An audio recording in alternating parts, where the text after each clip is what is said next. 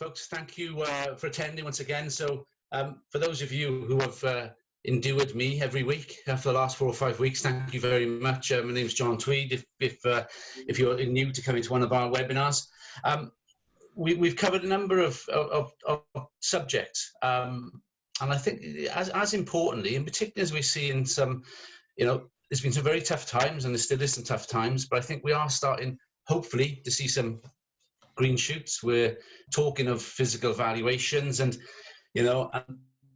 definitely at the moment, I'm sure your absolute priority has been on your pipeline, and rightly so. And there's been a lot of move-in cases here and there as lenders have been changing their processes. But I think it's as important that we need to consider, number one, income generation. Maximising what we can from the current, with the current customers, and even talking about, our guests, and they probably don't need an introduction, but I think it's when I was looking at, talking with Peter about LPAs and wills, and it's actually 4% of people have wills in the UK. And I know Peter's got his views on wills against LPAs. So I think that's an important one we'll discuss. So without further ado, I think most of us are on mute, which is great. Thank you very much. As always, any questions for Peter or for Hattie, please do put them on web, and we put them as we go along, and then we can ask them either as we go along at each one, or we can ask at the end. There's plenty of time. So let me introduce Hattie, National Account Manager. I think that's right, Hattie, National Account Manager. Is that your new title? It is. Can everybody hear me? Yep. Yeah. So National Account Manager, Pure Retirement. Hattie's going to talk to us about, she's out and about talking a lot with advisors about the business generation aspect, and probably looking at some of the opportunities. So that's going to be the first session we'll cover for the next 20 or so minutes. Peter then, as you know, is a partner with Ashfords, heads up the equity release division, a font of knowledge in the legal world, and many of you will know Peter. He's out and about. He's here, there, and everywhere, as we've always seen. So Peter's going to talk about LPAs and wills. Number one, talking about really probably the intricacies of either, where they fit, where they don't fit, but as importantly, how we can make sure we're covering our customers. And I think also making sure that, it is an income generation for your business, and how we can do that and how we can look to promote that. So without further ado, I think I'm going to hand over to Hattie. So Hattie, you're going to talk to us about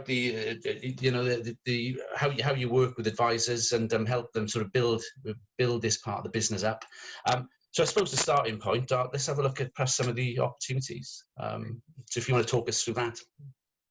Yeah, absolutely. So I've got some pretty good stats that I've put together, because I think it's quite nice to talk through stats and just have some actual sort of facts to go off. But first of all, just to sort of give a bit of a roundup on what I'm going to look at today. So I've been a BDM in the equity release market now for about 5 years, just over 5 years. And I'm not trying to say that that's a particularly long time at all, but in those 5 years, things have changed massively. So, rewind 5 years ago when I was working for Equilaw, the types of business, the types of cases that we were having in are completely, it's completely changed to what we're dealing with today. And the kind of percentages of what people are using an equity release for has changed massively.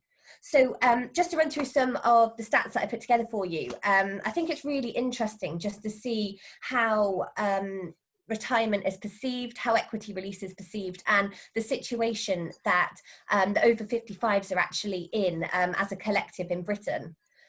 So more than a third of over 55s are currently living beyond their means. 68% admit to raiding their savings to make up a shortfall in their finances. And the total number of over 55s who have borrowed using a credit card went up by 17% between 2018 and 2019. So I think those three, just to begin with, give us a really good idea of the current sort of financial situation of over 55s as a whole, where perhaps people haven't made the right provisions. People are living literally beyond their means. So they will need that money from the property that they're living in to be able to fund their retirement. And I think in most cases where clients are still using these methods, things like credit cards, where the interest rates tend to be quite high on credit cards still, perhaps it's a lack of education. It's the fact that they don't understand equity release and they don't understand the changes in the products. So it's no secret people are living longer. They're not necessarily living healthier. Again, it's another sort of area for equity release where, again, it's making clients realise that there is an option in equity release to help them with perhaps home adaptations, care costs. You know, there's just so much more to it than people might see. Also the IHT part of things, certainly 5 years ago when I was working at Equilaw, it wasn't really a conversation that we were having at all, whereas now it is very, very much part of the conversations.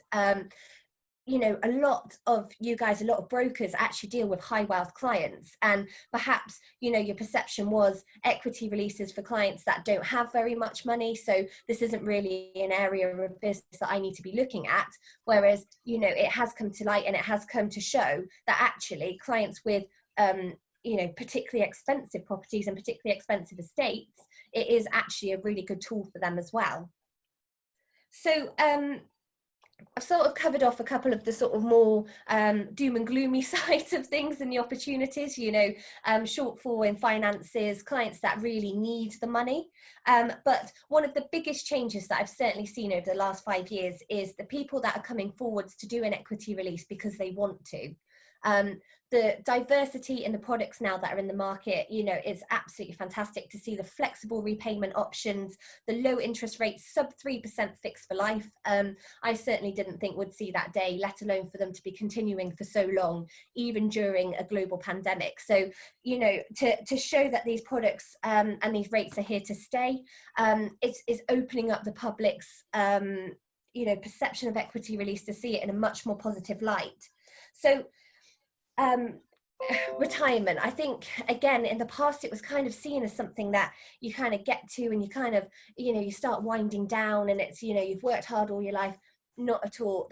It's not at all what is actually the facts. Clients get to their retirement and they want to tick those things off the bucket list. They want to travel. They want that car. They want to make those home improvements. It is something to be celebrated.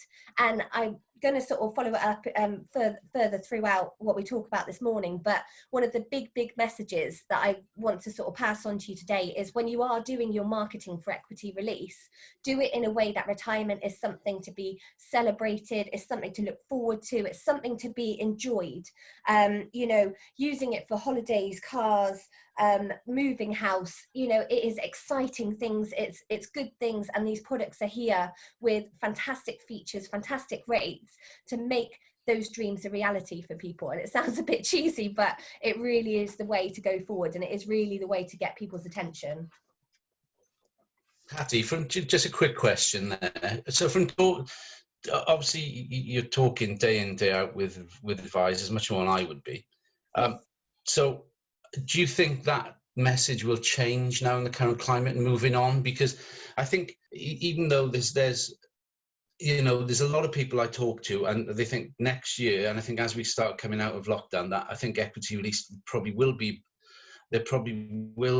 you know, quite an upward trend. And a lot of people, you know, you're wary of saying that because it's not a good news story because of the position we're in, and there's a lot of bad news, obviously.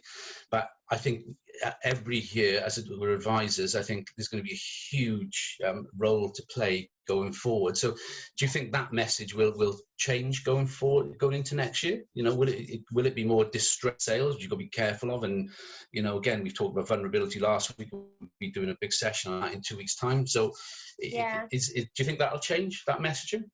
Or will it be both, maybe? Yeah, there's got to be the right balance. Obviously, we've got to see how we come out of the coronavirus pandemic, and we've got to see what, you know, situation, you know, the country and the world is in.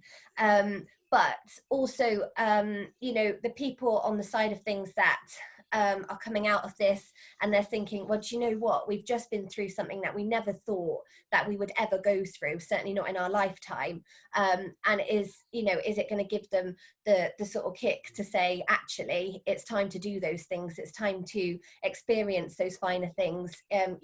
What good is it sitting in the bank, what good is it sitting in the property? It's sitting like this money sitting in our bricks. Perhaps we should go out, we should enjoy life, do things whilst we can. So yeah, there's going to definitely be a balance. There's going to be a massive need for equity release, and that message really does need to be out there. But I'll just say, in your messaging, see it, see things positively, keep showing that equity release is allowing people to do things that perhaps they couldn't do if they didn't release the equity from their property. But you're right, there does need to be that balance coming out of this.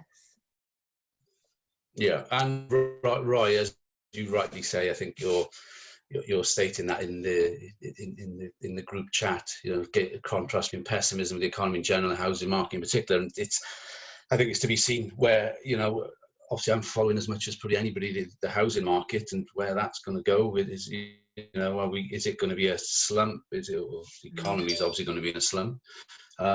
I'm talking then, is it 10-15% on the housing? It's as you say, I think we're in unknown territory at the moment, but right, good point. And Hattie, thank you for covering that off. So, okay, however, I suppose, but from a marketing and generation viewpoint, we still need to be getting out there and talking to, as many people as we possibly can, but the right people. So so from your viewpoint then, who should we be targeting? So one of the biggest messages to take away is to think outside the box a bit. I'm not going to sort of skirt around the fact that a lot of the big setups that are in the marketplace, they have got teams whose whole job and whole purpose is to scour the country and find good referral leads.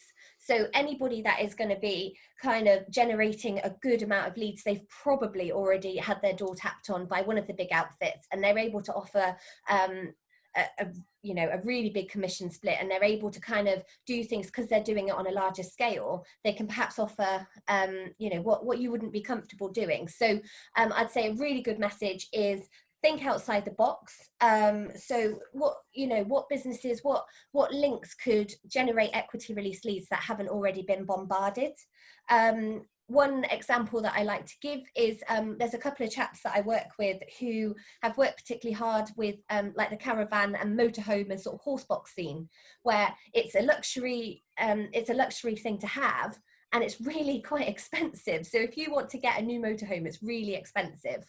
If you're going to do that later in life, where perhaps you don't have an income, you're not going to pass an affordability check, you're not going to be able to get that on finance. If you haven't got the savings to get what you're looking for, equity release is a really good option. So it's that kind of thing.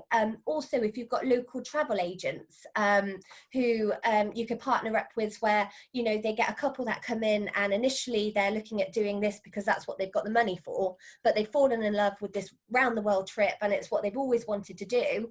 Just by having a leaflet there with your contact details on it, they could say to them, do you know what, it's worth having a chat with these people and they might be able to help you out. So it's kind of thinking outside the box a bit. So think about what's unique to your area. So what is popular in your area, hobbies, clubs, expensive hobbies, that perhaps you can sort of have those links with, have that local expert feel, and engage with people that perhaps haven't sort of been on the radar for other people.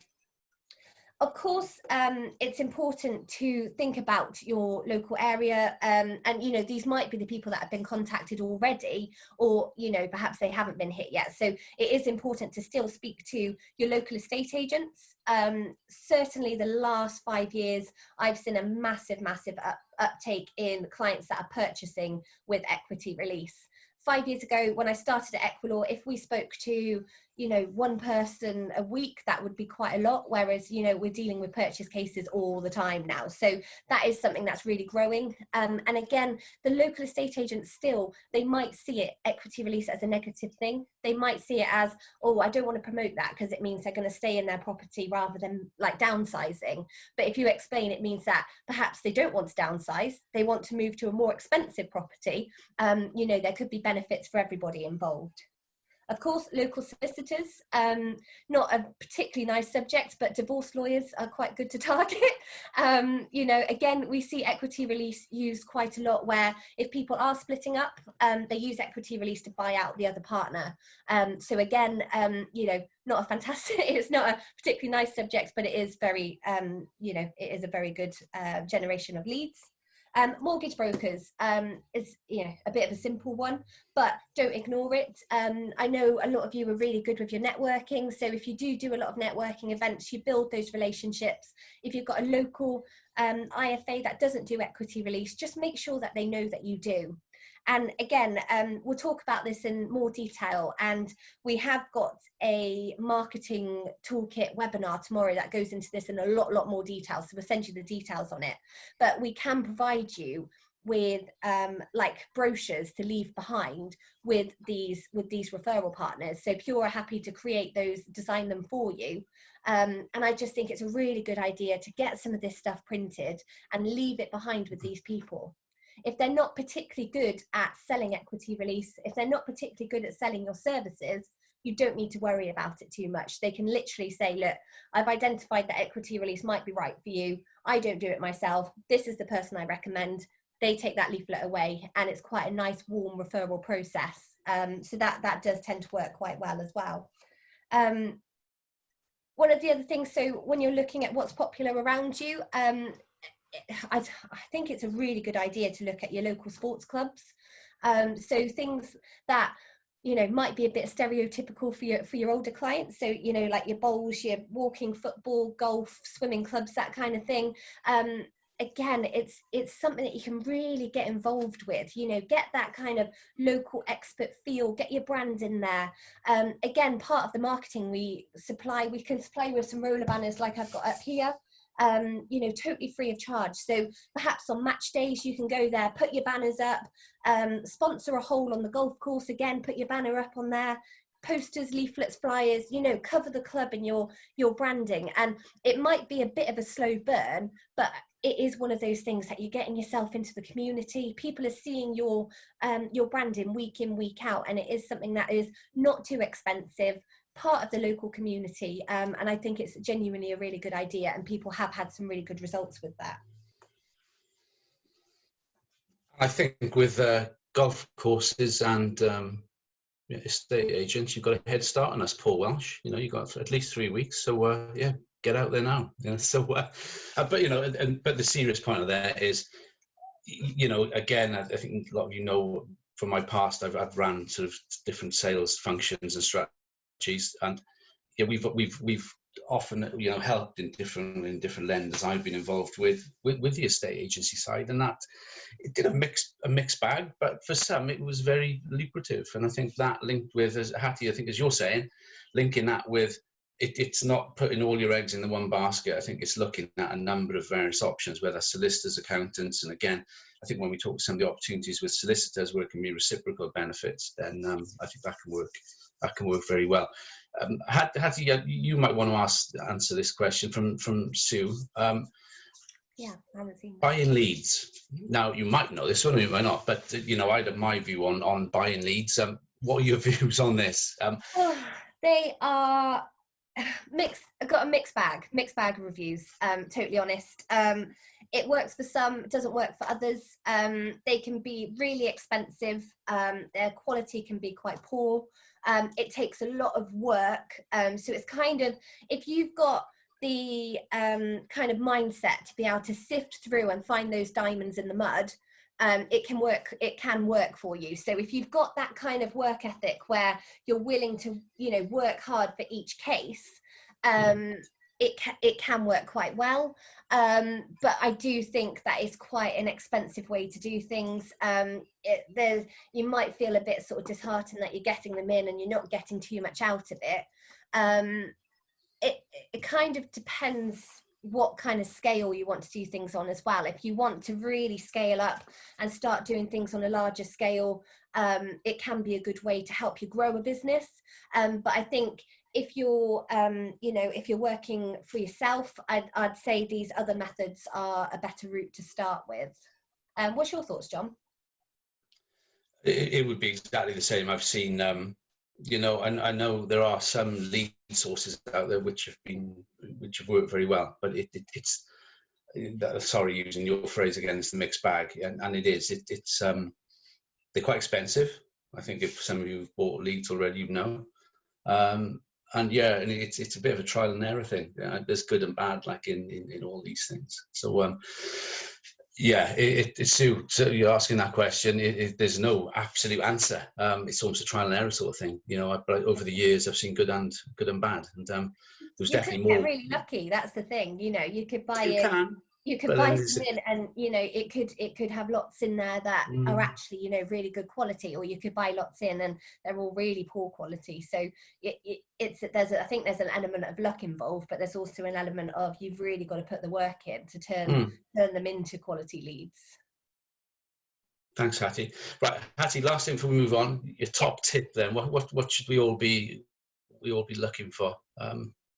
What we talked about. Big one is 70% of people investigate online before they make any purchase. So make sure your website is up to date.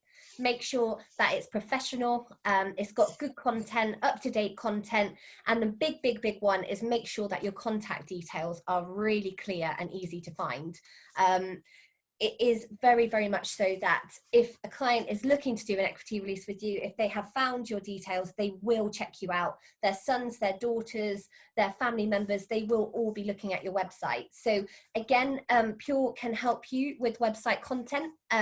We've got some really nice YouTube videos that explain different areas of equity release. So what it is, what you can use it for, what are gilt rates, those kind of things. So we've got these videos ready to go, and you are more than welcome to use them on your website.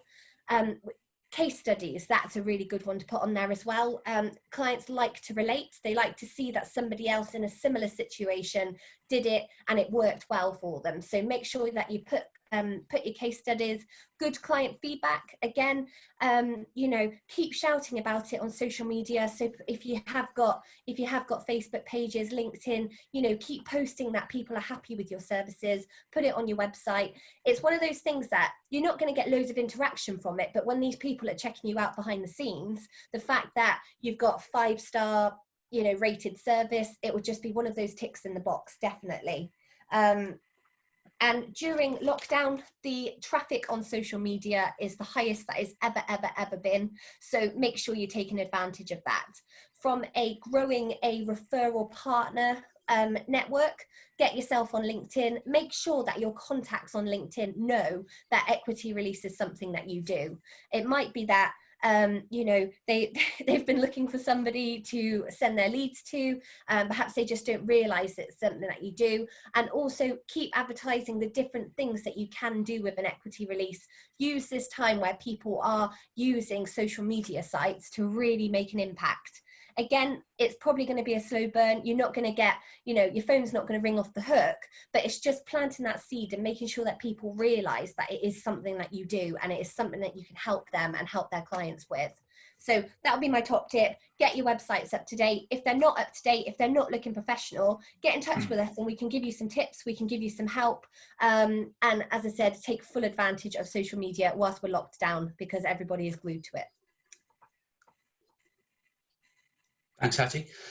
Finally, for me, my suggestion is definitely have a look at that marketing toolkit, you know, because probably until I started contracting here for Advice Wise, I wasn't aware Pure offered that coming. Oh, we've lost you, John. Well, this is awkward. He's phased out. I think what he's trying to say is that if it's something that's we totally lost you there, John. We missed all of that, John. Sorry. Get on. Yeah, I thought my son would be on Xbox, but I've got him off. So yeah, I think Wales, we're struggling at the moment. Can you hear me now? Yeah, that's much better. I'm not talking too much. Normal. That's what I was saying, folks. Just the marketing toolkit. See, you know, it's worth finding out about. That may well be useful, or some of that may be useful for business. So have a look at it. We've got a dedicated webinar to marketing support tomorrow. So all of these ideas, if you've noted things down that you want to give things a try, log on to this webinar tomorrow, and we can tell you exactly what we can do for you. So as I said, printed stuff, we will design, print and send it to you completely free of charge. So that's posters, leaflets, flyers, brochures, roller banners, all of that sort of stuff. And also we do things on the digital side as well. So we can help you with website content, social media, and also we've got 2 pre-built PowerPoint presentations that are really useful as well. One is client focused and one is introducer focused. And it just gives you a really good rounding of equity release, whether you're focusing at people that you want to send more leads, or if you want to send it to your clients just to give them a better understanding. And again, you can literally brand that as your branding, put your logos on there, your colours, and you can do what you like with them, but they're well worth having as well. But I think that's it from me. Thanks, Hattie. Russell, there's one question. Hattie, I'm not sure what your criteria is. Is change the subject slightly. Russell's asking 3 million property. Desktop seem to be restricted to 1 million, which I believe that's the case for the majority. Russell, I will get Jane to have a chat with you and see what other options are out there.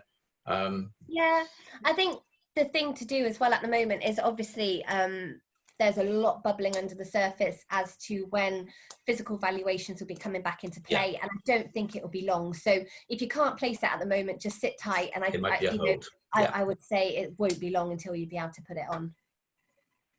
Fantastic. Thanks, Hattie. No problem. Yeah, as David says, not yet Russell, but soon. So fingers crossed on that one. So right, over to Peter. Hattie, thank you very, very much. Very useful, and that marketing toolkit is definitely an interesting one for me. Peter, you're going to tell us all about LPAs and wills and how we're going to make our fortune and help all our customers with them. So over to you. Thanks. I've now got a cough, so bear with me 2 seconds whilst I just.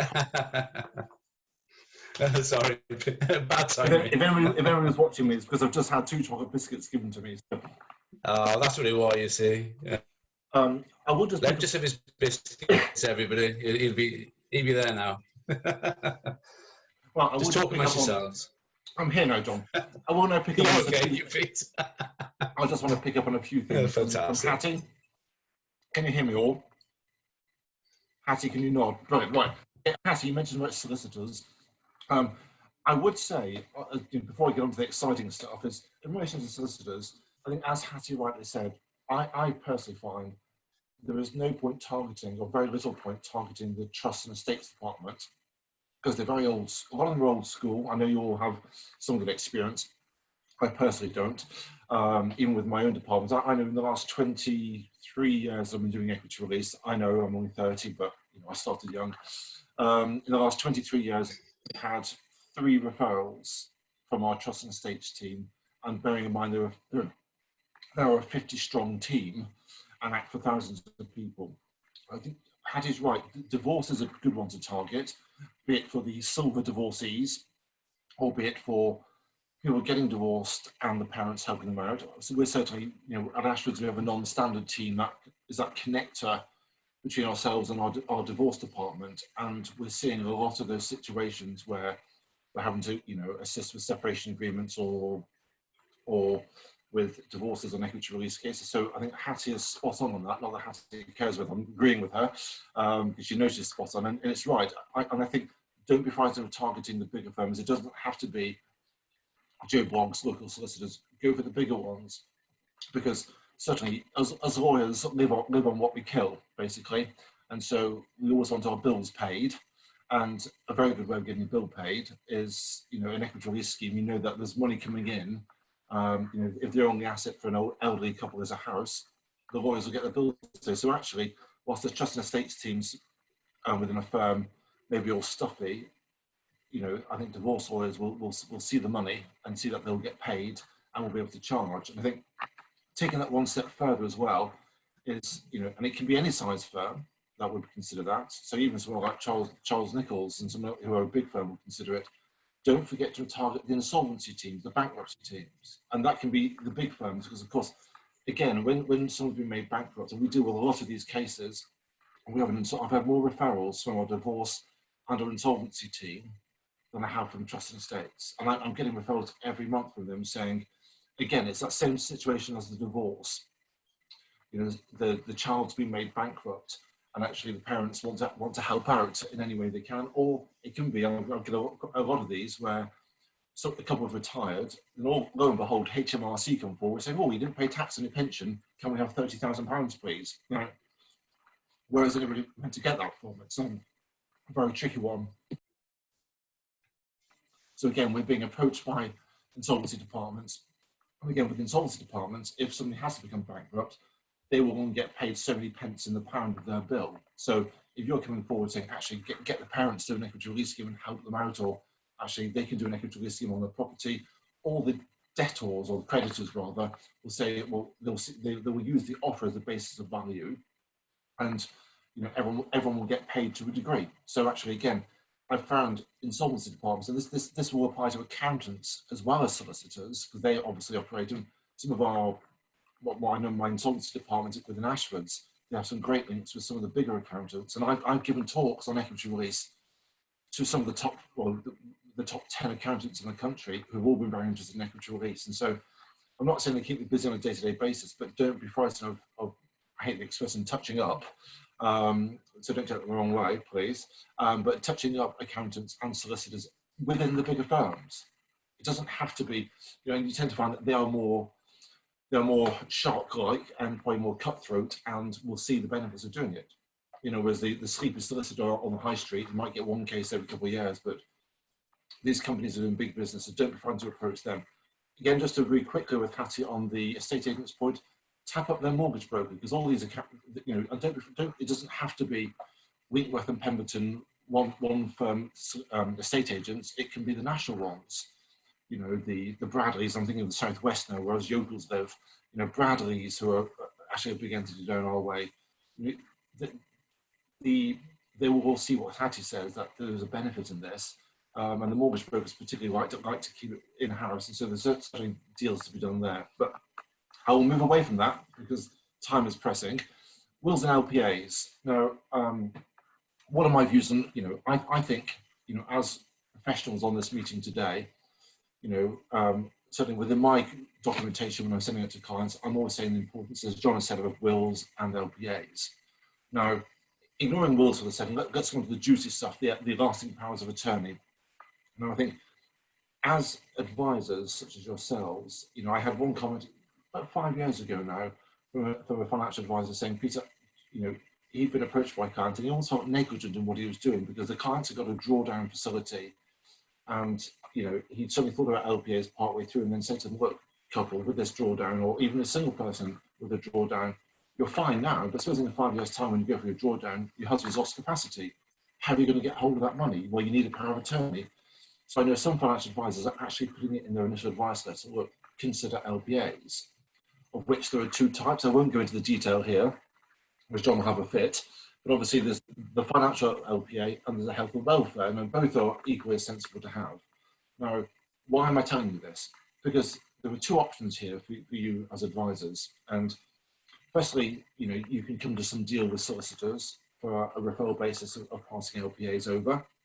And I know certainly we have entered into a number of those. And actually, what I'm saying now, because, you know, as long as there's nobody from Ashfords in on this call, I'll say this, you know, our own trust and estates team, I find expensive and I find slow, and they annoy the hell out of me. Because, you know, they're a typical trust and estates team. So I'm allowed to say that because there's nobody from Ashfords listening, I've just checked. I'm saying to financial advisors, look, if you've got an administrator or if you have the time in this current climate, LPAs aren't rocket science. You know, if I'm seeing Jon Tweed, the client, I'm saying, Jon, you've got a bit of common sense there. Go to the OPG website and download the form. And I'll say the same to you guys. Is, you know, you can either refer them back to a solicitor and get paid a little bit, but will that firm really give the service that you've got, or will they actually follow up on it? There's nothing to stop you as your throwaway comment at the end of your first or second meeting. Leslie might say, oh, you know, bear in mind you've got a drawdown, or have you got powers of attorney? And actually, you've already taken all the details more or less from those clients that you would need to complete an LPA, and not doing down what we do in the office. You know, it's basically filling in the blanks. You know, as long as you've got a good attendance note, you could do them yourselves. And actually, you know, as an income stream, particularly in times when either you're not as busy as you are with equity release inquiries, I'd be going back over my book of cases, going back to those clients that you've built such a great relationship with and saying, have you made LPAs? Do you want me to knock some up for you? And, you know, when you look on the internet, I know of one financial advisor firm, you know who I'm talking about, they're charging over £2,000 for 4 RC powers of attorney, you know, 2 each for a couple, and then the registration fees on top. You imagine you're doing 10 clients a month, or 5 clients a month at £2,000 a go, that's a lot of income. And I know some people are making more money now from the LPAs than they are from the equity release. And actually, what I love about LPAs is, you know, you've addressed the risk and got rid of the risk straight away, because if you're saying to the clients, make them and let's register them now for you. The registration is always that tricky process. If people leave the registration until later on and it's then rejected, you then got a complaint because the person may have lost capacity. But I'm saying, see Mr. and Mrs. Tales. John, where are you going? See Mr. and Mrs. Tales. I'm gonna go and try. I need to move and find a bit of signal. It's like Challenge Annika. Come for a tour of my house, everybody. Or treasure hunt it was, wasn't it? Not Challenge Annika. So yeah, going back to the LPA points. Thanks for distracting me. I'm seeing Mr. and Mrs. Tales. Let's get them registered now. So you know that they work. You know that they're correct. Job done. You can put them to bed and you can forget about them. You know. Will there be any claims in the future against them? I think always think of the legal claims against you guys. Well, the only would be is if you've appointed somebody who isn't trustworthy, but you know, it goes back to the point of a good attendance note.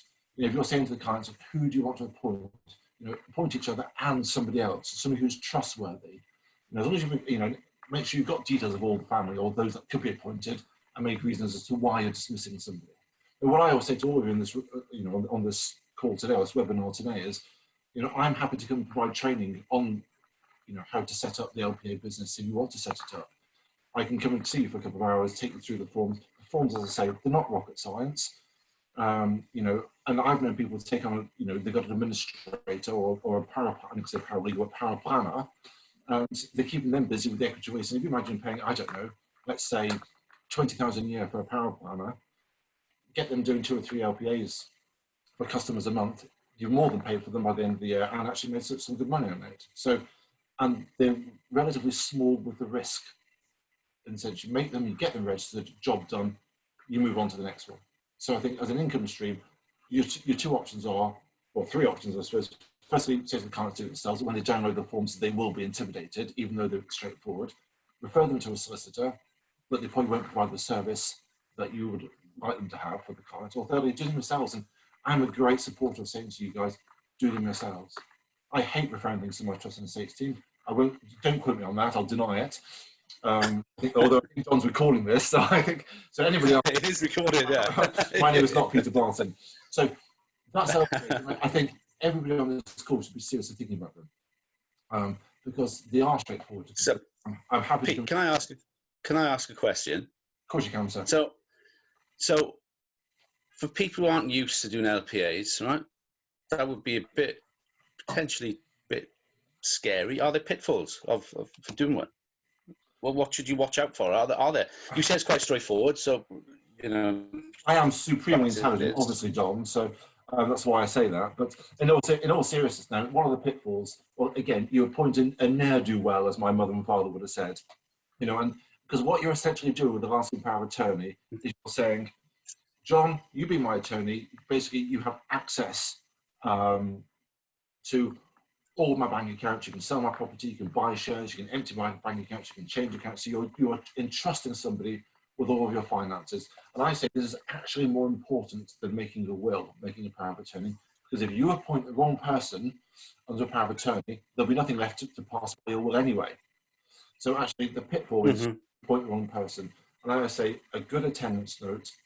I can see from one of the callers that they already do their own. Good on you. I'll scare you in a minute, Roy, about wills. But with powers of attorney, a good attendance note listing all those people that could be appointed, reasons why some aren't appointed, and reasons why you've chosen who you've chosen. And I think the only pitfall is, you know, you're unfortunate that was why wasn't I appointed. And I've had that with will meetings. I've listed all the children, and as John's leaving the meeting, he says, yeah, but of course I don't want Paul to get anything. And you're thinking, well, who the hell is Paul? And it's some child that they don't like but didn't want them to talk about. And I've had a few lucky escapes where they've just mentioned things in passing, even though I've asked 3 times, is that everybody? So as long as you're thorough, the risks are incredibly minimal. And as long as you get it registered straight away, so you know it works, you know the OPG are happy with it, you can put it to bed. And Roy's just put in into web chat saying, Roy, you're already doing this. I'm sure some of you are already doing this. So it's for those not, it's probably worth. And Pete, you said you're very happy to offer support on that side. Yeah, I would also give you a list of what needs to be in the attendance note to protect yourselves, and also some precedent letters that we use to cover off the signing and that sort of thing. Okay, no, I'm conscious of time. Wills. I used to, but back when I was nice, so we're talking decades ago now, I used to make wills, and I got to the point after, oh my goodness, 13 years where they were literally doing my head in, because you get old Doris, who changed her will for the 18th time, had a 4-page list of all her personal items that were worthless, and she kept changing if she wanted to, and you could charge barely next to nothing. And I know that some companies threw them in for free. Wills genuinely scare the hell out of me, because you will not know until that person dies if you're going to be sued on it. Because you've had situations where you think you've asked all the questions, you think you've got all the answers.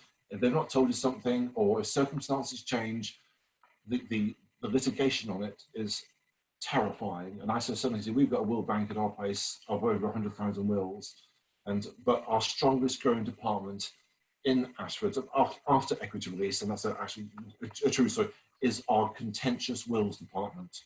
People who are contesting wills. And that is our fastest growing. They went from 1 person about 2 years ago, they're now 12 strong in that department and recruiting. So wills, there is, there's the problems with, we get the document back, are these really independent witnesses? So has it been signed properly? Have things changed? Have they told me everything that I need to? And I just, personally, I wouldn't do them ourselves. I appreciate, Roy, that you do them. And, again, you don't do good attendance. But of course, what also reflects is that the law changes from when you make it. And, the responsibility, the legal responsibility on you is to contact the client and say, oh, by the way, you've got to remember the client thinking, well, you're a farmer, but I told you that you could get 100% agriculture property relief on those fields, but actually it's no change, it's only 50%. So the onus is on me to remember that client, to remember John over in deepest, darkest Wales, and write to him and say, John, you really ought to update well. Now, it's not even sufficient to write to that person every 2 or 3 years and say, John, what about updating your will? In our department now, we're literally sending out letters every 6 months with the latest changes in the law, and pointing out to them, because the onus is on us as professionals, all on this call, to remind clients of their wills. So I would say, everyone to their own. And I know lots of companies across the country who sell equity release also throw on wills as almost as a kind of a cheap one to tiger people in. I think I personally would say that's a mistake, and I know people will agree, and they're free to disagree with me, of course. I still think it can be a good income stream for yourselves, but I would again approach the professionals, the will makers, to John's frozen, to make them for you and to pay you a commission on them. You can be getting 10 or 15, 20% of the will fee, and I just think they need to. I wouldn't, as a financial advisor, even as a lawyer now, I still get occasional grumbles in on my wills, but luckily I've still got my memory at times, so I can remember what went on. You can cover yourself, but it's that kind of, when you've retired and from your financial advisor business, do you always want a letter coming through the post saying, well, this person's died, but why was I missed out? Even thinking of when I started making wills, you could literally exclude anybody you wanted to now for any reason. That's all no change. You can't. You've got to at least consider people who might be expecting to benefit and justify why they're not included. So personally, I would say, my personal opinion as a lawyer would be keep away from wills. I would rather just tie them in with somebody. Lasting powers of attorney, if you're not selling them yourselves, I'll be coming around saying, please sell them, because they're easy to draft. You can almost charge literally whatever you want, because it's quite easy to compete with what's on the market and still make a considerable profit and give the clients a far better service than you'll get from some stuffy lawyer. But that's my personal opinion. John, are you there? Hello, Wales. Yeah, thanks, Pete. Yeah, I'm not sure if everybody else's coverage has been okay. Mine's been pretty patchy, so apologies, everybody. I'm just going to, Roy's put a final comment, and it's a good one. And using the LPAs and wills, it leads to lots of referrals from other family members. So, again, I think not to underestimate the referrals. You know, I think that's a great one. So, Pete, is that your... Anything else you want to add? Yeah, I've had my 20 minutes. So certainly those are the main things. Yeah, well, you could have had more. I think, but I think in this current climate, John, with business levels being slightly down from what they were, I think now would be an ideal time to revisit your client bank and actually say, did I think so. As a returning, I think it could be a good income stream to see us through these difficult times. Yes, fantastic, Peter. Thank you very much. Everybody, thank you for coming today again. And for me with this, it's like I always used to say when I started giving lots of face-to-face presentations in the old days, you know, I think they're gone for a good while. If you pick up one thing from a webinar presentation and it's worth it, and it's what you know, then you know you're covering off what you need to do to take your business forward. So that's fantastic. So thank you very much to Peter and Hattie. Any questions on any of the topics for there, please do get in touch with them. Anything we can do to help, obviously, on the desktops and etc., anything on our mortgage desk, please give Jane a call. All I'd say, next week, we're actually doing a panel debate. It's going to be question time. I've been dying to be Fiona Bruce, so do come along. I won't be dressed as Fiona Bruce, by the way, but please do come along. We're going to be covering. Peter will be there again. Peter's actually getting a residency with Advise Wise. You know, I'm going to have to start paying him soon. But, or he'll be paying me rent when or the other. You know. But we'll be covering off with our panel. It'll be covering off lenders, solicitors, and we're going to get an advisor coverage as well. So we'd love you all to be involved. Hopefully you can. And we will be asking for questions to be submitted before the panel debate. So that'll go out in the next day or so. So, folks, thank you very much again. It's been great having you on board. Stay safe. Thank you.